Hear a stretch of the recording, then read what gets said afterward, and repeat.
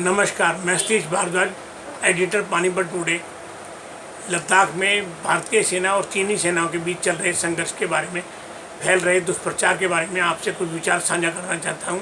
लद्दाख की गलवान घाटी में हमारी सेनाएं पूरे साहस और शक्ति के साथ अपनी सीमाओं की रक्षा कर रही है। अफवाहों के आधार पर सैन्य कमांडरों के पेशेवर विवेक पर शंका करने से हमें बचना चाहिए। यह कहना कि हमारी सेना चीनी मक्कारियों का विरोध नहीं कर पा रही, ज़मीनी हकीकत से यह गलत साबित हो रहा है। संख्या बल में कम होने पर भी हमारे देश की अखंडता के लिए भारतीय सैनिकों ने अपना काम पूरी बहादुरी से किया है।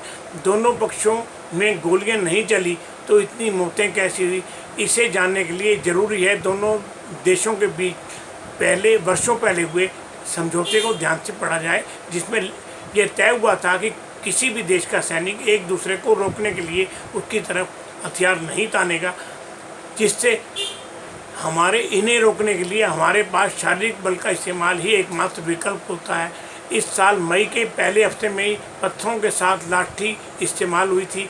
ऐसा लगता है 15 जून को अंधेरे का लाभ उठाकर चीनी सैनिकों ने बातचीत करने के हमारे सैनिकों पर अचानक हमला कर दिया, जिससे कुछ सैनिक नदी में गिरने से और तापमान शून्य से कम होने से उनकी मौत हो गई।